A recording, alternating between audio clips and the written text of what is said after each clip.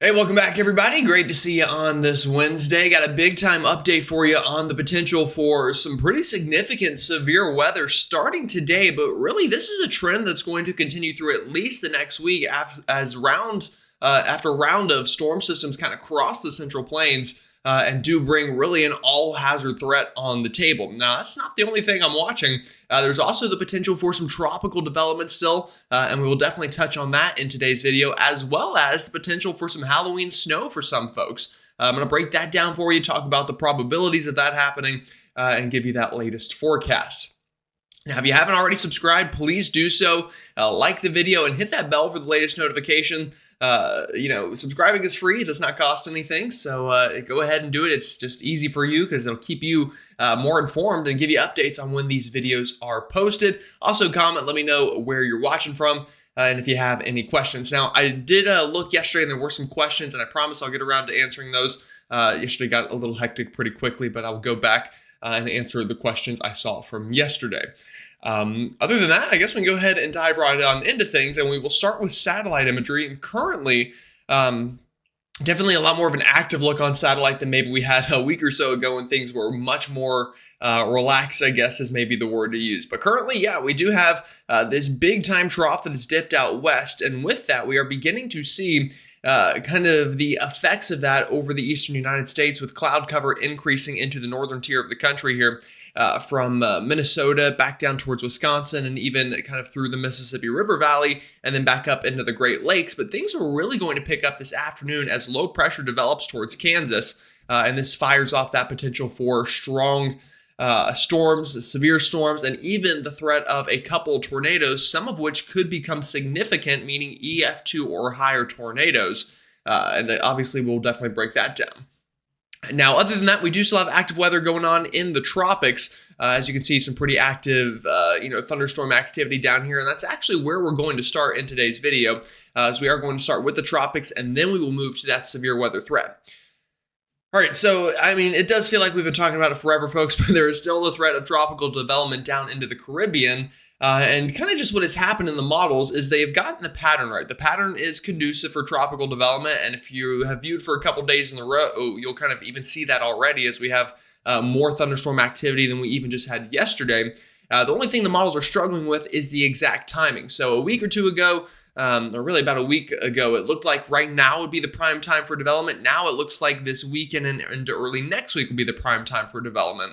And that doesn't mean that this isn't going to happen. In fact, this is kind of what happened with Nadine and Milton in the Atlantic, is they had the pattern right for development. They just kind of were off by about 3 to 5 days. And I think that's kind of what's happening again here. But we are still expecting the chance, at least, for tropical development into the Caribbean going through the next week or so. And again, you can already see all of this shower activity really picking up. And I will say, this is kind of how it started with Nadine, which was a bit of a surprise. The models kind of fell off a little bit, but things continued to look healthy on satellite imagery. And we're kind of seeing that a little bit now, though I wouldn't necessarily say the models have fallen off. They just really haven't gotten into any better agreement. But the National Hurricane Center is still going with a 40% chance of development over the next 7 days here, down deep into the Caribbean. And I do think that that tracks pretty well. I think that's a pretty fair percentage to give. The models, again, have not really gotten any more aggressive. They also haven't really fallen off. We're just kind of steady right now without any huge changes in our guidance. Now, with that said, let's go ahead and dive into kind of these ingredients here and talk about the chances of development. We will start with sea surface temperatures, and again, it is still plenty warm enough in the Caribbean for tropical development. Now, it is cooling down around the Caribbean, especially up into the Gulf of Mexico, where we've had multiple cold fronts already swing on through. So definitely, not as explosive as it was maybe a month or two ago in the Gulf, but the Caribbean, again, still very warm sea surface temperatures, more than conducive enough to create the potential for a tropical cyclone. And that even tracks out here into the southwest Atlantic, just north of Puerto Rico, the Hispaniola, and into the southern Bahamas. Also pretty warm ocean temperatures out that way. So that is definitely not a problem, or I guess it is a problem for us, but it's not a problem for any potential development down into the Caribbean. Now, we'll take a look at wind shear as well, because obviously this is something that is pretty important for tropical development. If you're new, again, I'll remind you on the map, blue is less than average wind shear or more favorable conditions for tropical development. Red is above average wind shear or less favorable conditions for tropical development. Now we'll start this into tomorrow afternoon, and again, Caribbean is pretty windy, we'll say, a lot of shear, but there is areas down here kind of where we're already seeing that thunderstorm activity of less wind shear, and that area will only grow. It'll only become more favorable through the coming days. You'll notice by the time we get into Friday afternoon, a pretty big pocket of more favorable wind shear down here deep south into the Caribbean, and I think this is the point where low pressure could try to develop in that region. Again, sea surface temperatures are very warm there, wind shear values decreasing, and wind shear values continuing to decrease by the time we get into early next week. Check this out. This is Monday afternoon, so less than a week from now. Much more favorable conditions for tropical development into the central Caribbean and even into the Gulf of Mexico. Very favorable conditions for tropical development. And that kind of hangs around through next week for a while as those wind shear values stay pretty calm in the Caribbean and the Gulf through probably the 10-day time frame or so. Now, precipitable water, generally humidity is a better thing to look at, but we're taking a look at ensembles right now, and we only have PWatt values. So again, it still does kind of the job that we're looking for. And you'll notice, again, pretty favorable. Now, a little bit of dry air works into the Caribbean, really starting tomorrow and into Friday, but it looks like that gets kind of phased out pretty quickly. And by the time we get into early next week, again, conditions become much more favorable with a lot more green showing up, indicating higher moisture content values through the Caribbean and Gulf. So if we put all this together, you're noticing an overlapping and favorable ingredients for development really starting this weekend into early next week. So again, I know the timetable keeps kind of getting pushed back a little bit, which can create some probably a little bit of anxiety, also a little bit of these people have no idea what they're talking about, which is fair. Again, you're entitled to your opinion. But again, I still think that we are going to get something here in early November. That thought hasn't changed, just maybe a day or two, or maybe even 3 to 5 days later than once thought. But again, conditions still favorable for development, and we'll have to watch it because, again, I'll show you the ensembles next. There is a chance that this could try to sneak into the Gulf of Mexico, which obviously would not be great news for the lower 48. All right, so here we go. Ensembles, we'll start with the GFS. Again, we'll go tomorrow afternoon. You'll notice really not a lot happening on the map, but as we get into this weekend, as those conditions become more favorable, we'll stop this at Sunday afternoon. You notice a pretty significant uptick in members. And again, it's still kind of fighting between this bimodal, chance of development. One down here into the Southwest Atlantic, one down here into the Caribbean. I think by this weekend, what this is kind of going to look like is just a big gyre or just a big area of spin. And then it's a matter, I think, of what part of that can kind of close itself off a little bit more and have a chance of becoming the dominant area of vorticity. The National Hurricane Center obviously thinks that'll be the Caribbean area. I tend to agree with that. And I think the models kind of agree as well. And you'll notice that as we move ahead into time, this is next Monday and Tuesday, again, less than a week from now, a lot of ensemble members picking up on some pretty strong spin, pretty low pressure down here near the island of Jamaica. And most of the models now kind of drift this generally northwestward towards the Yucatan and Cuba and eventually towards the Gulf of Mexico. And once we get about a week out from now, this is next Wednesday afternoon, we've got a pretty strong signal for some tropical system working from the Caribbean into the Gulf. Some of these members quite strong down into the 980s, 990s, and 970s for low pressure values, which obviously would be enough to cause problems for somebody.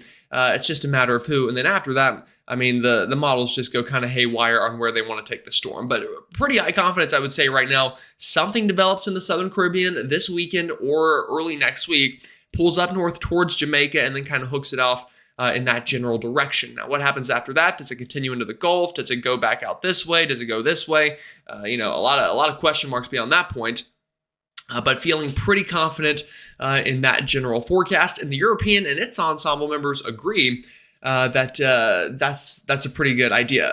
Again, kind of developing later this weekend into early next week, and then moving slowly up through the north western part of the Caribbean. And again, a lot of members here down below 1,000 millibars. So once you get to the 990s, things become a little bit more impactful. And even some of these members getting down closer to the 980s. So we'll watch it for you. Again, we'll keep you updated. But I think I'm going to leave the tropics on that. And I was going to show you operational runs, folks. But honestly, I think until we can get a concise, better picture, I think this kind of tells the story pretty well. Something will probably develop in the Caribbean next week. And I'm thinking moving generally up towards the Gulf of Mexico. So I'm gonna skip the operational runs. And we'll save that for another time when we get a little bit closer, because we do have a lot of other things to talk about, including, again, the potential for big-time severe weather today. And we'll take a look at radar imagery, and we'll start like normal in the east and work our way west. So starting in the east, specifically the northeast, a couple of showers, maybe even a little bit of snow mixing in here, especially up into Canada. But really just some showers due to a warm front that has kind of worked on through the region. Here's our front. Again, you can see this precipitation generally along the front. Up into southern Canada and kind of into these areas. Now, further south into the I-95 corridor, still dealing with a little bit of a fire threat from Massachusetts back down to Connecticut and Rhode Island. So don't burn anything down that way. Same story down into the Carolinas, but really kind of a fog problem was the bigger issue this morning down through the Midlands of South Carolina. And really, folks, if you're east of the Mississippi, let me rephrase that. If you're east of the Appalachia chain, there's just not really any active weather on the horizon. Now, a lot of active weather for other folks, but for cities like Charlotte, Raleigh, Norfolk, Richmond, Washington, Philly, New York, and even back down into Georgia, just not a lot happening over the next foreseeable future, in all honesty. So that's kind of unfortunate, because we could really use some rain, but I'm not going to lie to you and tell you something is coming when it's not. All right, now the Central Plains, a completely different story. Really a nonstop train of things are coming for you folks, starting today with, again, a big-time severe weather potential. We're already seeing some of that shower activity beginning back out into western Kansas, Oklahoma, and into much of Nebraska. And even some showers up here, again, along the warm front into Minnesota, up towards Lake Superior as well. So again, that's kind of the start of that. Back into the Rockies, big-time snow continuing here through the mountains of Colorado, Wyoming. And same story for you folks, just a train and wave after wave after wave of heavy mountain snow on the way through the foreseeable future. And you can already see that next wave beginning out into the Pacific Northwest as more showers and storms move ashore. And again, that's going to bring high elevation snow from Seattle all the way back down into into the Sierra Nevadas and the Cascades as well, I reckon. But yeah, a lot of snow for a lot of folks up into those higher terrains of the Rockies.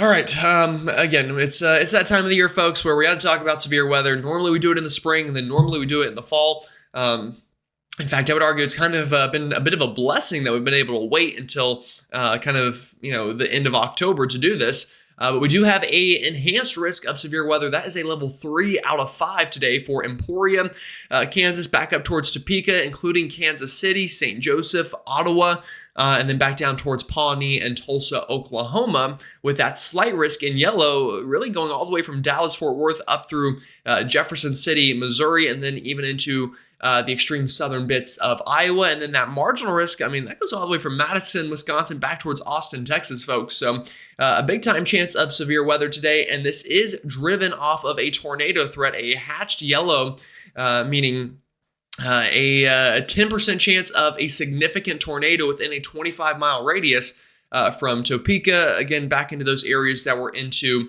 that enhanced risk. Sorry, kind of zoned out there for a second.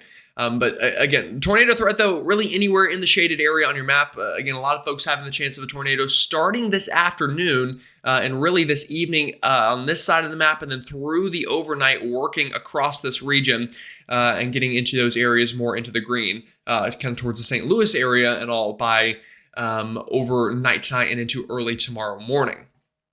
So again, that is definitely a threat. And then obviously wind and hail are going to be threats basically that line up with that enhanced risk. So just know that those are also threats on the table, but that's not the end of it. Tomorrow, another threat for severe weather, this time only a marginal risk, so not as severe as today by any means, but a skinny stretch of severe weather from Louisiana all the way up through right through the Mississippi River Valley, through Memphis, Paducah, Kentucky, up into Jasper, Indiana, Bloomington, Fort Wayne, and then even getting into the extreme south central portions of Michigan here through Cambria, Pittsford, and Roland, and even Hillsdale, Michigan. By the way, isn't it so cool I can zoom in and name all these cities? That is so awesome. So again, a shout out to WeatherWise. This is a new app, so definitely check it out. You can get it on your phone if you have an iPhone.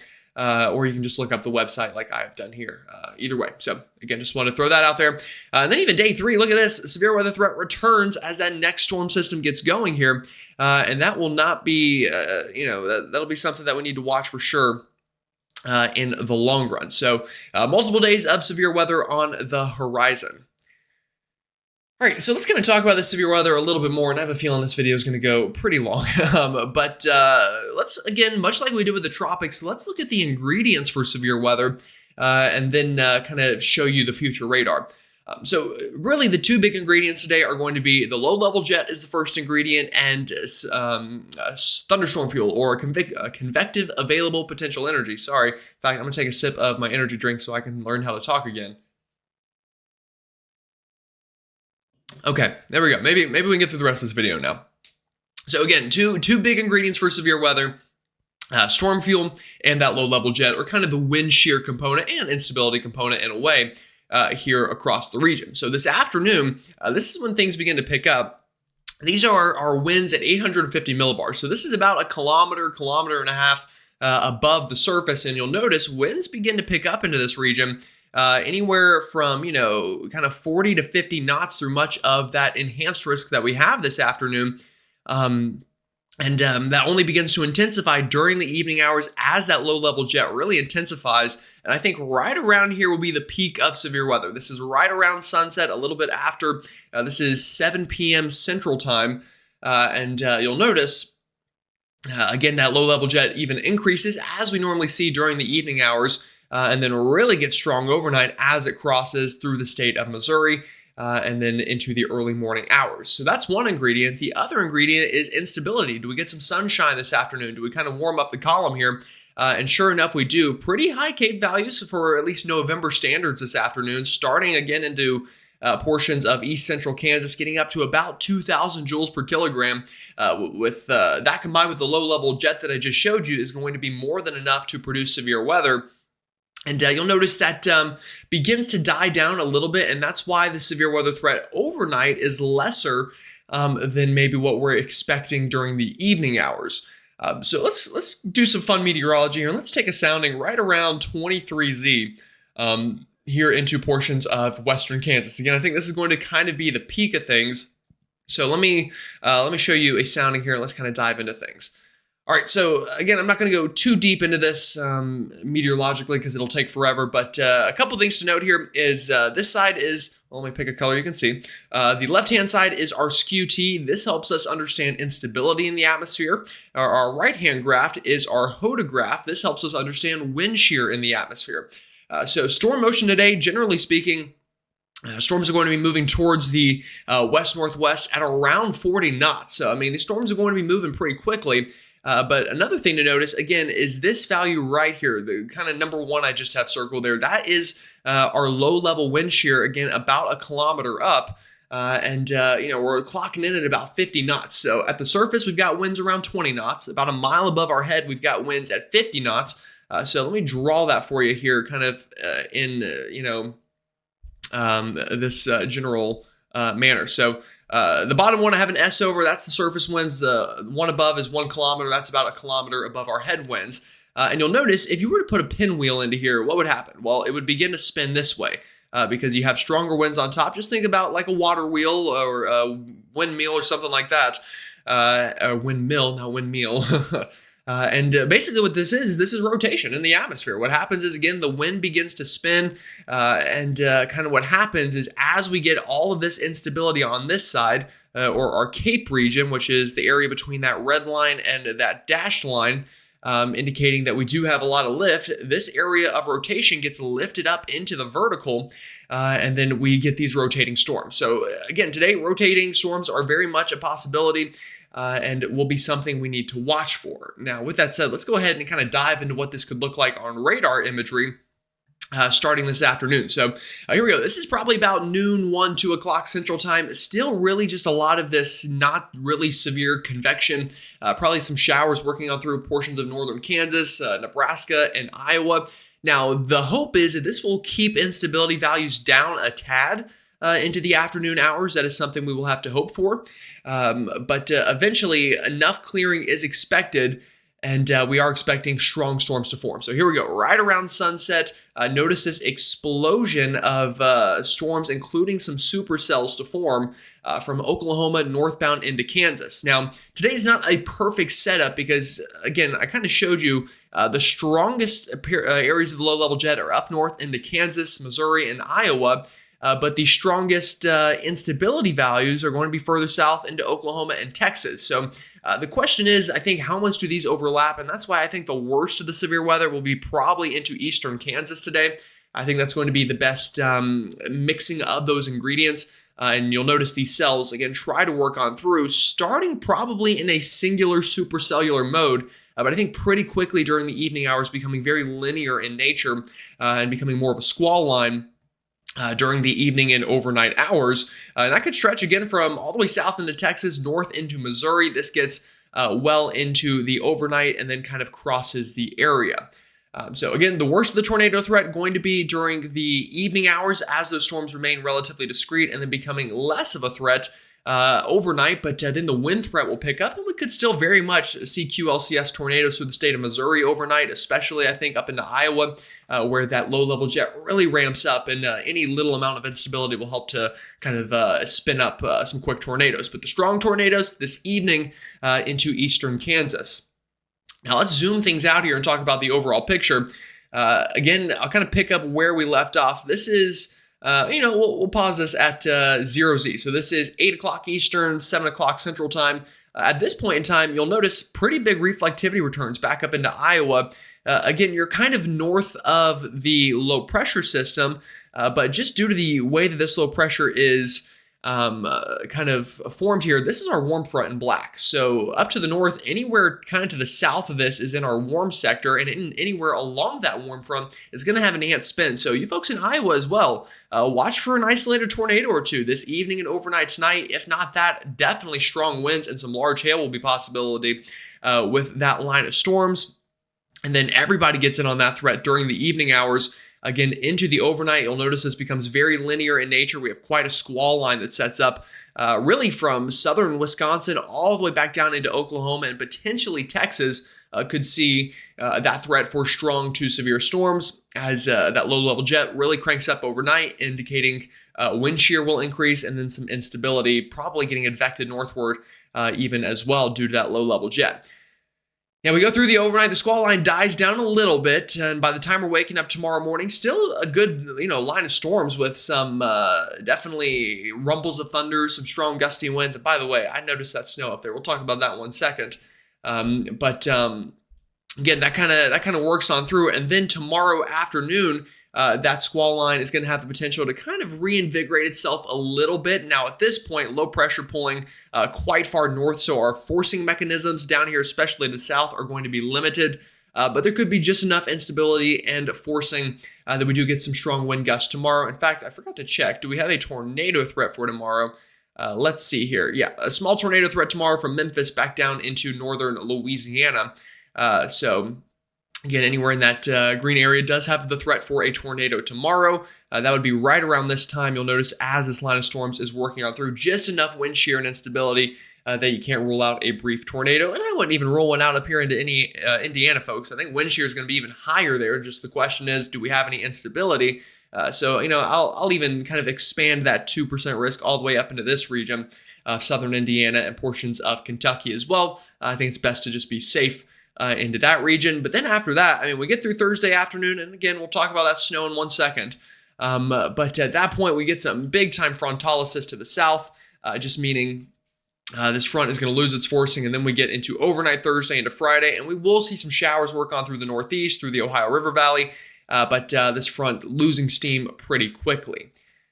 All right, now let's back this up and let's talk about that snow potential, because again, that is something that, one, I'm excited to talk about because I love talking about snow, but also something that could impact some folks. So Here we go. This is tomorrow morning. This is about, well, it tells you right at the top. This is 5 a.m. Now, this is in Eastern time, so subtract an hour out here for the plains. But here we go. 5 a.m., obviously severe weather becoming a problem, but on the back side of this, again, I talked about the jet stream. We get a pretty big time jet streak right into this region, and on kind of the left-hand exit region of that jet streak, we do get some pretty good lift that happens here. And because of that, watch how this precipitation kind of just forms out of the blue. Not much, and then a big burst of precipitation. That combined with cold air advection on the backside of this low wrapping around quickly and some dynamic cooling due to that lift, we could very well see a band of pretty moderate to heavy snowfall even up here into portions of Minnesota. And then that could pull northward, even up into portions of northern Wisconsin here, and then even into the UP of Michigan.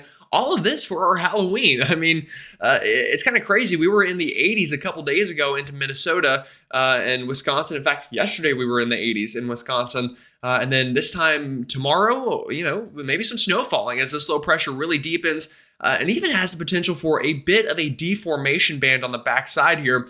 As this works on through. And then by the time it's kind of time to trick or treat that evening, just some leftover rain showers and snow showers through the UP and northern Wisconsin, but clearing out through Minnesota. And then by the time we get really late into the night, really beginning to kind of die down a little bit. Now, I'll tell you this, confidence in this is low. Now, I do think we're going to see snow. I really do. Now, how much that accumulates, how strong that is, that's going to really be the question. And I did have a question about this yesterday. This is DESI, where you look up dynamic ensemble-based scenarios for IDSS. This is actually straight from the National Weather Service. This is what they use to forecast. And luckily, they were nice enough to share this with some of the students at UNC Charlotte, where I go, who then informed me about the website. And it's pretty great to use. This is kind of a bunch of ensembles thrown together and a bunch of other tools. But let's take a look at the chance for snowfall with this. And notice the top of what it says, 75th to 25th percentile, 24-hour snowfall shaded. So this basically takes the some of the upper end models on snowfall and the lower end models, and it puts it together, and it gives us a range of possibilities. So here we go. This is kind of that range of possibilities starting, again, tomorrow morning through tomorrow evening. And let's kind of zoom into some regions here. Again, you'll notice a band here into northern Minnesota, a pretty good band. And if you read into here, what does it say? It says the 25th snow is 0 inches and the 75th snow is 4 inches. So that means 25% of models say it's not going to snow at all.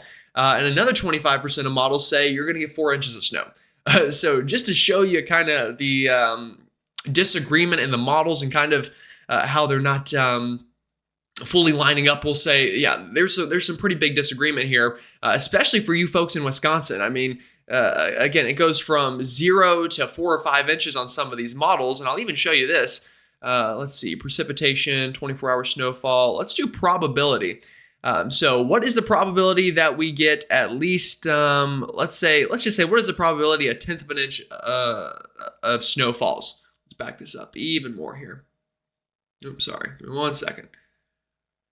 All right, so what is the probability of that? Well, pretty high for a lot of folks as some sort of snow falls from the sky, but you'll notice as we bump this up, let's say, what about the probability of 2 inches of snow falling? Again, drops pretty quickly, but you'll notice that there's definitely some areas that are showing up. So in my mind, the highest chance of seeing snow is going to be right into this region, through extreme northern Wisconsin, up into the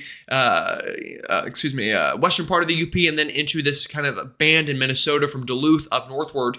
Again, I do think we'll see snow out of that. If I had to make a forecast, I'd say some places get 2 to 4 inches of snow. But again, it's just a really tough kind of setup to forecast. So I just want to show you that in the probabilities. And then just to get you really excited, what are the chances that we see, 5 inches of snow out of this? Well, let me bump this up a little bit more.